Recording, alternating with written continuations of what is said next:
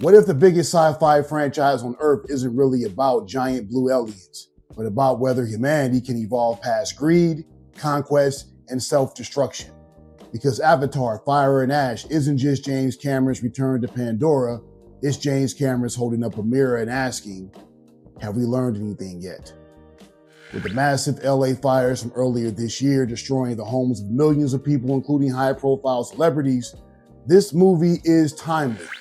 And this is the movie Insurrectionist.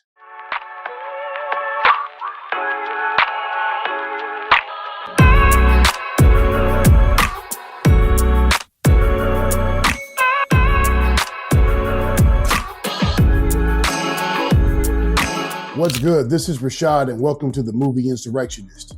If you love cinema that challenges power, interrogates history, and refuses to play dumb, you're in the right place.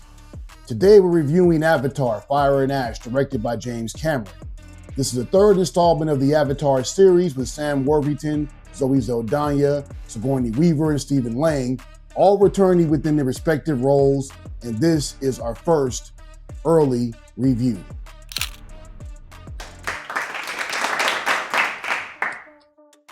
Avatar Fire and Ash expands the world of Pandora beyond oceans and forests into harsher, volatile territory, both geographically and emotionally. The film introduces new Na'vi clans shaped by fire, scarcity, and survival, while continuing the conflict between corporate-driven human expansion and indigenous societies fighting to preserve their land, culture, and ecosystem. Jake Sully and Terry's family remain at the emotional center, but the story widens in scope, showing how cycles of domination repeat themselves even when the environment changes. Pandora may look different, but the human mindset invading it hasn't evolved nearly as much.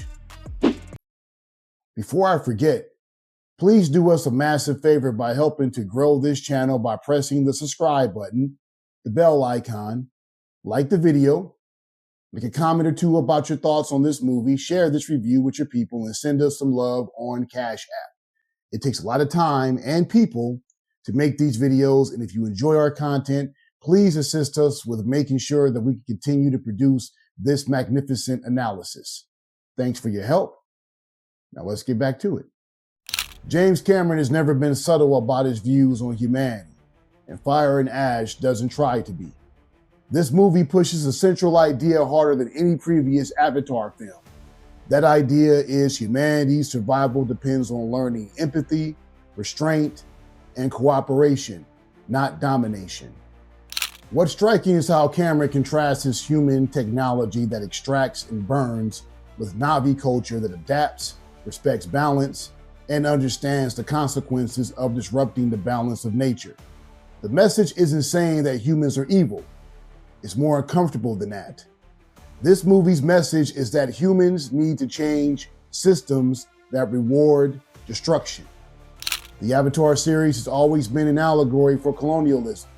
Fire and Ash deepen that metaphor by showing how invaders justify exploitation through necessity, by illustrating how corporations sanitize violence with language like progress and security, and by revealing how indigenous peoples' resistance is framed as aggression rather than self-defense. In addition, Fire and Ash emphasizes something crucial.